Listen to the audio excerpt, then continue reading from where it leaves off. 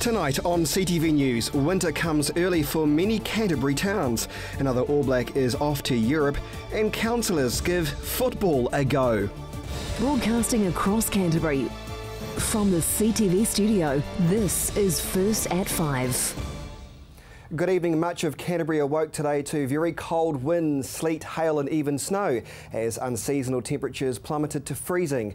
And in the alpine regions, fresh powder fell across Methven and Arthur's Pass, turning into ice. In some areas this morning and across the Southern Alps, a new coat of snow emerged, and in some of the snow even managed to reach Victoria Park, where Kashmir children and their families awoke to find another thick dusting of the white stuff across the hills. So, of course, snow fights and urban skiing were soon to follow. Carnage in Victoria Park as families come out to play in the first snow of the season. We've lived on the hill for 6 years and they love it when the snow comes, don't we? Snow doesn't normally arrive this early, but it's perfect timing in the middle of the school holidays. Pleasantly surprised. And so the boys love getting out, so as you can see everybody else does too. Hail, sleet and snow flurries hit the city last night, closing several of the main roads on the Port Hills, including Dyers Pass Road from the side of the Takahi to Governor's Bay Road. But Victoria Park remained open this morning, and before too long there were toboggans slipping and sliding, snow fights, snowmen, shouts and screams. Winter is well and truly here, a white April, something this Australian has never seen. Amazing, it's so good, it's just so beautiful. But I've been out of the country for 8 years now, but to come back and see snow is pretty cool, and I think good timing so you can see it. She's like a kid on bloody Christmas morning. By lunchtime, several snowmen started popping up around the place and more families arrived. Some even braved a snowy slide. Fancy a spot of skiing? These uni students a bit too optimistic about exactly how much snow fell last night. Thought it might be a bit more than it is, but made the best of it. Yeah, ski season's opening soon though, so pretty excited for that one. Today was a warm-up, urban styles. This is my first time doing urban kind of stuff, but Sam's done a bit. Yeah, just around by university and stuff like that. Yeah, it's pretty good times. Last year the city barely saw any snow, except for 1 or 2 small dustings. This winter is looking promising for snowgoers already. Snow for everyone! Marcus Gibbs, CTV News. Well, to the day's other news, police are appealing for witnesses to a home invasion in Aranui early this morning. 3 intruders entered a house at about 3 a.m. in the Basingstoke Street, Winbourne Crescent area, taking cash and a cell phone. The 22-year-old resident was injured in the attack and was taken to hospital with a suspected broken leg. The men wore balaclavas. Police say the attackers may have left the scene together in one vehicle. And a Dunedin judge has told a Chinese tourist to prepare for prison following his guilty plea to dangerous driving charges that killed a 5-year-old Oamaru girl. 32-year-old Jang Koe was driving on the wrong side of the road when he collided head-on with a car in February. Ruby Maris was killed and her parents and older sisters seriously injured. Koe will be sentenced in June. Another All Black is Europe bound, but this time it's hit closer to home. Gordon Finlater explains. It's official. Canterbury Crusader and All Black Colin Slade is heading to France at the end of the year to take up a 3-year contract with French side Pau. The 3-year deal is rumoured to be worth around $750,000 a year. For Slade, it's a case of the hard work paying off. Yeah, I suppose it's a bit of a reward, I suppose, for the hard work that I've put in, and obviously I've had my tough times and I've fought back from that. You know, that was one thing that I was pretty determined not to go overseas when everything fell to pieces for me injury-wise. I thought, you know, I want to prove a point that I can get back to the level I'm capable of, and you know, I feel I'm doing that. I've obviously gotten back into the All Blacks was a huge goal of mine, and you're right to be recognised, I suppose, by some interest overseas is a testament to that I've been able to get back to a quality level. Slade now joins the growing list of All Blacks heading overseas. New Zealand Rugby couldn't do enough to keep the player in the country, and now Steve Hanson's options are looking that bit slimmer post-Rugby World Cup. You know, he obviously did everything he could to try and make me stay, but you know, he did a really good job with New Zealand Rugby. Did a really good job at putting something together that would make me stay, but ultimately came to a decision that I wanted to make, and that was to go overseas. The last 12 months have arguably been Slade's most impressive, with many suggesting his recent form has him as the country's best number 10. Fighting for that number 1 spot was something considered in his decision. Oh look, it certainly crossed my mind, but again, New Zealand rugby, there's no guarantees. There's quality players everywhere. There's as far as my position is concerned, there's still more guys there. Obviously the two, Bodie and Cruds, are still going to be there after the World Cup, so nothing was a given. You wouldn't expect it to be, but that's just the reality of it. So I had to weigh that up. I've obviously been fighting for a spot for a while now, but I feel like I've fought long enough, and now it's time to try a different opportunity. Slade joins Dan Carter and Tom Taylor making the move, leaving an unfamiliar gap at first 5, and with other senior players seemingly Europe-bound, Crusaders coach Todd Blackadder could easily find next year's recruitment a daunting process. I think we've done a marvellous job, to be honest, and especially here of keeping the squad together as long as we have, with all of the experience for the last 5 or 6 years. And hey, there's going to be an exodus at the end of this year, and maybe that's a really good thing for this organisation. Maybe it's really good to have a bloody good clean out and start again. We've got a lot of guys who are in the All Blacks, a lot of experience, and maybe it's a good opportunity for some young guys to put their hand up and for us to start again almost. So all there is to do now is a touch-up on some French. Obviously something I'll need to do. There's plenty of boxes to tick, I suppose, and learning the French language is one of them. Get stuck into that. That's one thing I'm definitely committed to doing. Get some lessons. So if there's any tutors out there, you're more than welcome to get in touch. And me and my wife would love to speak it, but we'll cross that bridge. Gordon Findlater, CTV Sport. And in just a few months, the FIFA Under-20 World Cup will be taking place across New Zealand. And to get our city excited, Christchurch City Councillors decide to take on some of the city's top football players. Here's Marcus Gibbs. It's a rather unlikely futsal team. Councillor Glenn Livingston is goalie, Yanni Johansson with some tricky footwork, and City Councillor Raf Manji leading his team to victory. Well, 1 point on the table anyway. These top footballers are showing up their local body representatives in a 5-a-side competition. Really skillful players, though. The young guys are just so skillful. It's great to see. This one-off match, a chance to try out Burnside's temporary futsal pitch before World Cup fever hits next month, when the under-20s futsal competition comes to New Zealand. Yeah, Christchurch is ready for it. We've got our training fields, they look fantastic. It's a really exciting time for Christchurch to showcase ourselves to over 450 million viewers worldwide. Former All-White Aaron Clapham was back on a court to take on the council. He last played futsal 10 years ago, and before that played for New Zealand at the Under-20 World Cup in Canada in 2007. For me, it was my first experience of a big tournament, big crowds, TV cameras, pressure, real pressure coming kind of externally. During the competition, several top teams will visit Christchurch, including the world champions Germany. Brazil and North Korea will also play matches in Christchurch, and with the world's eyes on our shores during the tournament, Aaron says New Zealand's players could well be snapped up. Some of the best players in the world have come through the Under-20 World Cup. All the big teams around the world will have scouts watching the game, so it's a terrific opportunity for a lot of young players. Christchurch last held a futsal World Cup in 1999 when the Under-19s played.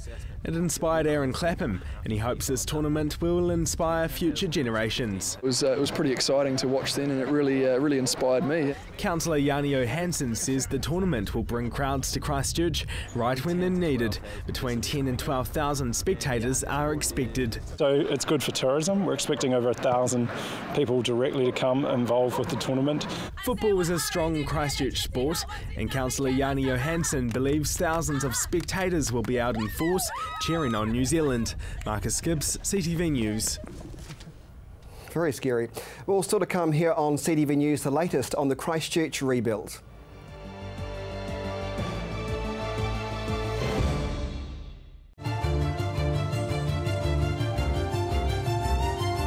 Hi, I'm Chris Lynch. Join me every Monday at 8:30 on CTV as we discuss the issues affecting you, your family and everything to do with Canterbury. That's CTV 8:30 right here.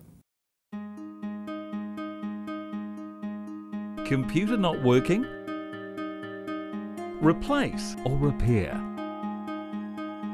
DIY or get a technician? Looking for parts? Thinking of upgrading? Need accessories? You've got questions, we've got answers. Global PC.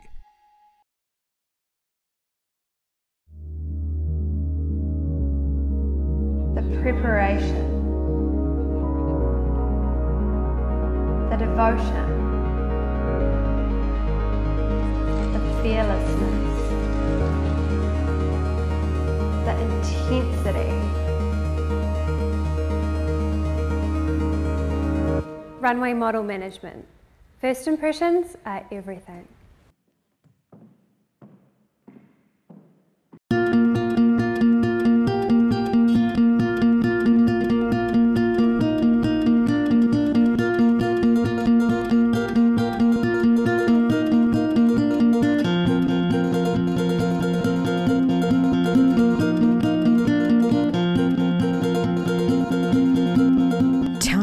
Made to measure interiors, made with care, made for you.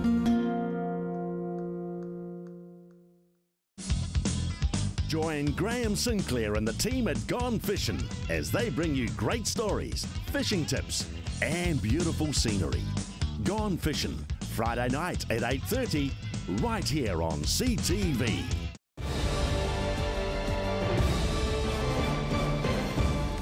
And welcome back to CTV News. Now, Dion Swiggs from rebuildchristchurch.co.nz is with us to update us on the rebuild. Good evening, Dion. How are you, Chris? Very well, thanks. Let's discuss Environment Canterbury. We had the ECAN Commissioner on the program not too long ago, and I was surprised when he said to me only 150 people have made a submission. Do you put that down to the fact that people are just tired of trying to get involved in something where there's no democracy or perceived democracy? Environment Canterbury is a little bit, it's quite broad, so there's a lot of aspects to that, and it's not so local as the issues that the rebuild is facing. So I think that, those submissions, it's really quite detailed. You need quite a lot of detail when you make those submissions, and not everybody can do those. So a lot of those submissions would probably be larger groups of people actually making submissions on behalf of their organisations. Now, I understand the commissioners have approved a draft Littleton Port recovery plan. This is to be released to a public consultation. What's this all about? Yeah, Littleton Port had to do a recovery plan for the earthquake damage. What that meant, well, the reason why that happened is that to get Littleton Port rebuilt, they'd need to actually do 100 resource consents, or up to 100 resource consents, and that would take probably 10, 15 years to go through the processes. So Jerry Brownlee, the Minister of Earthquake Recovery, said, okay, let's do a recovery plan. So the port made a recovery plan. They've been telling people about that for the last couple of months, and now ECAN have approved that, and now that's public consultation starts as of yesterday till May the 11th. People can put submissions into this. It really just looks at the recovery of Littleton Port, the 27 hectare reclamation that they're going to do for the container port, Dampier Bay, where they're going to have new areas such as the berths and other things like that. So, I mean, this is the next step for Littleton, and it's a massive project. It's up to $500 million this project is going to be. So it's really crucial that the Littleton community get involved in this, and the wider Christchurch community, because it has quite a lot of impact for us. All right, let's talk about some other buildings that are popping up around Christchurch at the moment. You know I'm obsessed with the buildings, Dion. On Litchfield Street, another one that's, is it nearly finished or has it just started? This is the Christchurch-based construction company. Oh, Corball, yes, it's finished now. So Corball Construction finished their building, and actually I really love this building. It really looks at they've taken a lot of detail to get this building right. What you see on the facade there is you can see the river winding around, and it's the old grid system of what Christchurch. Do we like that? I love it, because that's the old grid system that Christchurch was designed. 1862, I think that design was. Looks like a Lego building. Well, yeah, and inside is actually just as impressive. If you go inside, the people from Corball are really keen to get people to have a look at that. I think it's a really stage mark. And there's a number of buildings around that. It's quite nice. I like it. It's a bit arty-farty, isn't it? Yeah, there's a number of buildings around that area that are starting to come up. Another construction company just opened their one, and it looks absolutely fantastic. This is the new city. It's going to be cool. All right. The Earthquake Commission is asking Canterbury home repair, or homeowners rather, to confirm whether they wish to go with the home repair program. With the greatest respect to those people, I'm surprised they haven't even made contact with EQC. What do you think is going on? Well, this is now. I mean, there needs to be a deadline, but this is a little bit confusing because obviously statutory obligations with a Crown-owned entity. But what EQC are saying is they're putting a stake in the ground and saying, you know, you've got till the end of June to say if you're going to be repaired by EQC, which is the EQR program. If not, you're going to be cash settled. And I don't know exactly the numbers. There's around 2,000 to 3,000 customers, I think, in that boat. So this is going to be quite interesting in how this plays out. EQC are also now. They're doing all the cash, the cash settlement, the payments back, all those kind of things. So there's a lot happening at EQC at the moment. All right, an Auckland-based lawyer was down here recently with Bruce Shepherd, the former Shareholders Association chairman. Why? So they're actually coming down. There's a public meeting next week, I believe it is, and they want to try and get money out of people. Well, I think so, but the other thing is here that they're looking to do a class action against insurers. Now, I don't want to talk too much in detail what that would mean, but if you're interested in sort of looking at this, and a lot of people on our website have actually engaged in this article, because there is a lot of people that are uncomfortable about how they've been dealt with insurers. So if you are interested, have a look on the website, go to that meeting and see what they have to say. It always worries me, though, to be honest, Dion Swiggs, when we hear of Auckland lawyers coming down, and I know, and I'm not necessarily meaning the people we're talking about on this program right now, but I can think of a few that I won't name who I think are rorting the system and forcing our lead vulnerable people into come with us, don't settle with your insurance company, you can get some more cash, and it's all about cash. Do you know what I mean? I mean, as a trustee on the insurance advocacy service that was set up by the community, my biggest advice for people in situations that are, unaware of what's going on, go see these free support services such as CS or RAS. I agree with you, because there are a lot of decent community-based groups that you can go to first before paying the exorbitant fees some of these lawyers and some of these so-called advocate earthquake people charge. Yeah, and I mean, insurance is really tricky. You need to be able to drill down into those insurance, those policies. And if you get an insurance advocate or an expert on your side, and they might just be able to open up the door to actually have a conversation with your insurer. Now, IAG are also going to be cash.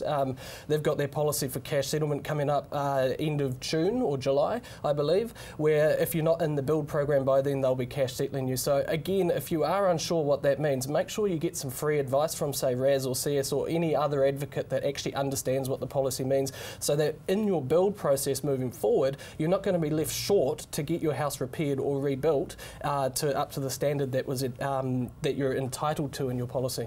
What's this what is it In the Know Hub being set up at Eastcote Shopping Centre? What's that all about? In the Know Hub is it's a community-led initiative where people can go, it's like a shop front really, so people can go in there and if it's all the main insurance and recovery kind of agencies around your house, land. Really, EQC has got a heavy involvement around, what does your land claim mean and all these other stuff. So it's at Eastgate Mall. It opens April the 20th? April the 20th, so it's a bit late, isn't it? It's a bit, well, it's there for 2 months, so if you want to go there, get some information from the actual people who have the information, I would actually encourage you to go along and have a look.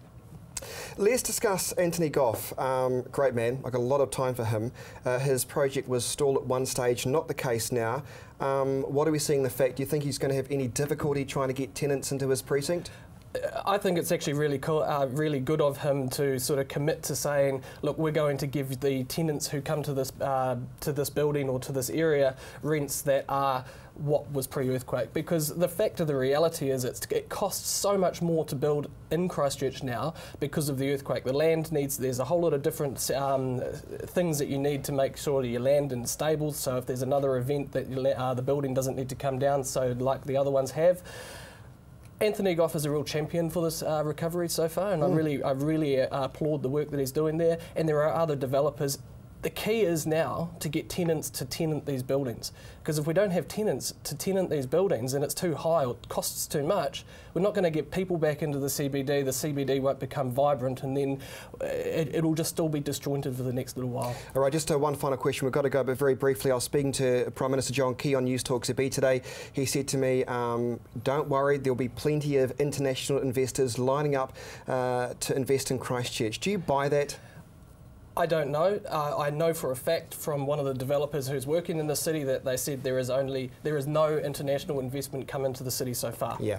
All right. Thank you for that. Dion Swiggs from rebuildchristchurch.co.nz.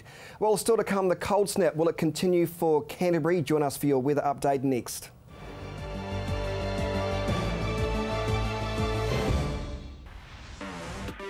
With all the latest innovations in the world of technology, Shift has everything you need to stay informed and in the know. Shift, 2:15 on Monday, right here on CTV.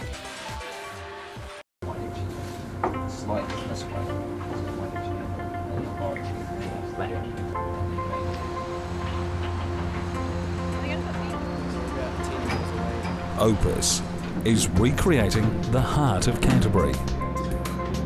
From large-scale projects to commercial buildings. Your design, your vision.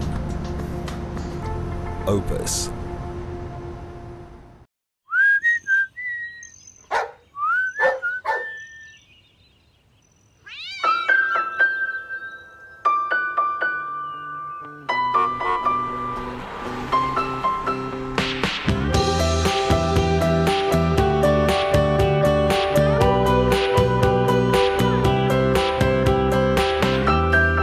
Colour in your life.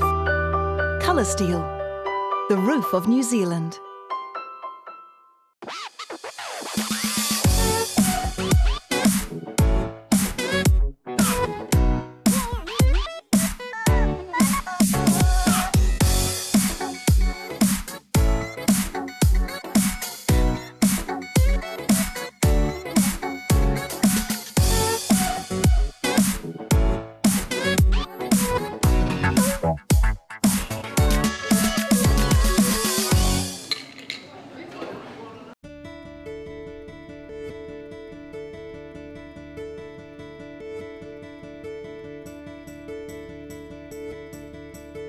Diversity. No deposit. Instant finance. Convenience. Open 7 days. Austin Motor Company. Drive It showcases the new arrivals to the motoring world, comparing and testing the latest models to discover which one is the best. Drive It, Sunday afternoons at 2:30, only on CTV.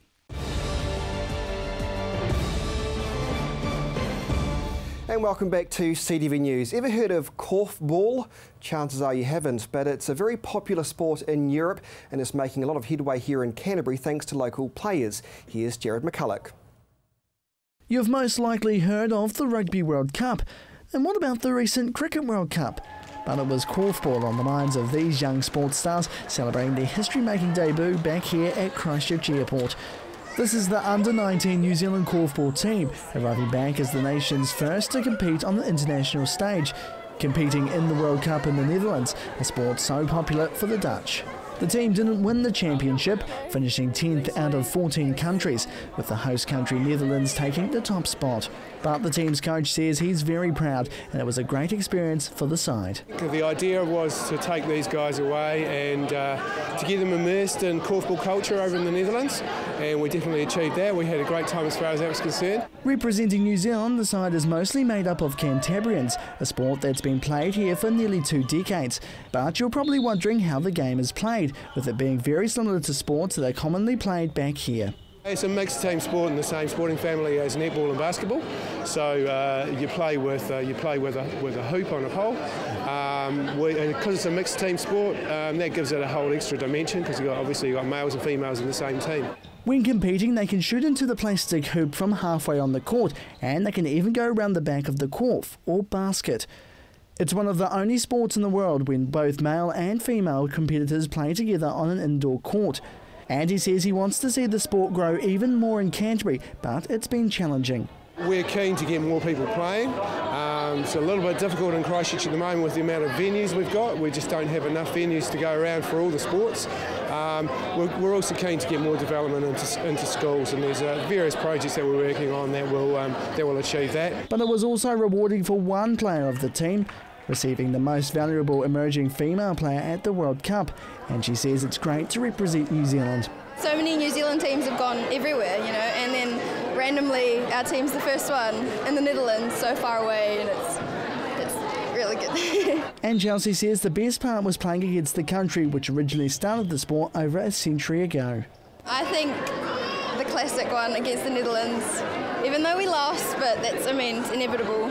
Rob says it's now a step forward for the sport, with the team being recognised overseas. Stating our case internationally and showing what we could do, showing the potential that we've got in this group, which is, yeah, we did that, so we achieved that with the placing that we got, with the feedback that we got from the other teams and the organisers. But for now, Chelsea and the team will be wanting to get home and rest, planning for their next adventure and hopefully heading back again soon. Jared McCulloch, CTV News. So now you know what it is. And now it's time for your region's weather. Good evening, Canterbury. Let's take a look at your weather. Timaru, Temuka and Geraldine, you hit a high of 10 today. Ashburton, you on 10 today. Methven, slightly cooler on 9. Rakaia, 10 degrees for you. Darfield, you're sitting on a high of 9 today. Leeston and Rolleston, slightly warmer on 10. Lincoln and Christchurch, 10 degrees. Over in Akaroa today, you had a very chilly day over there on 8 degrees.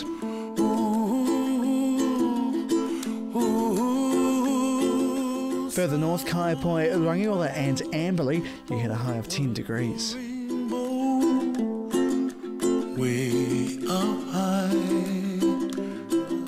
There was a very similar picture for Culverden, Hamner Springs and Cheviot, sitting on 10 today. Kaikoura, 9 degrees. Let's take a look at tomorrow's weather now. There'll be some clouded first for Timaru, with some sunny periods increasing during the day and some cold southwesterlies easing. Expect some frosts tomorrow night. Your overnight low is 1, tomorrow's high 13 degrees.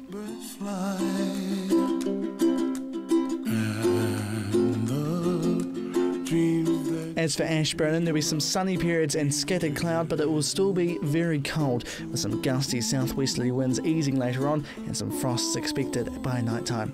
Your overnight low tonight is -1, tomorrow's high 13 degrees.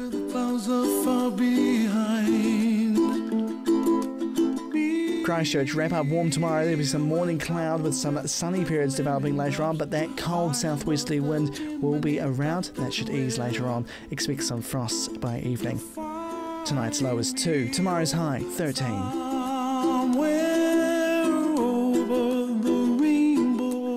Up in Kaikoura tomorrow, cloudy at first, but those sunny periods will develop later on in the day, but there will still be some chilly southwesterlies. Your low tonight is 2, tomorrow's high 12 degrees.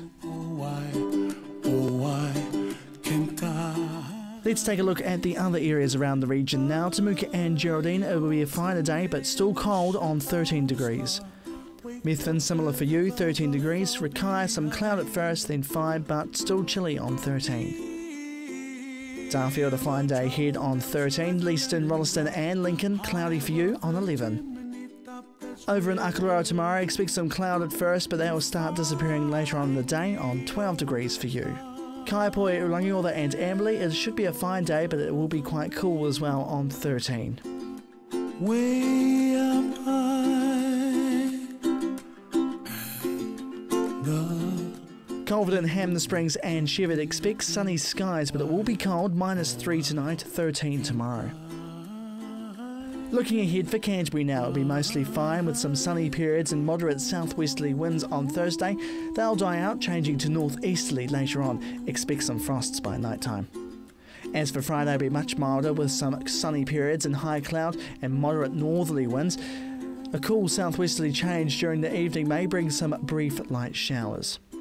As for the weekend now, there'll be some low cloud in the morning on Saturday.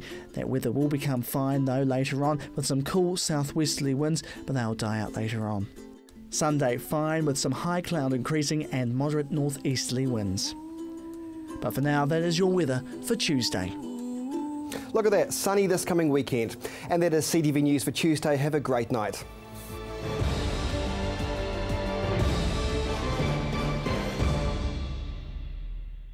Supporting local content so you can see more of New Zealand on air.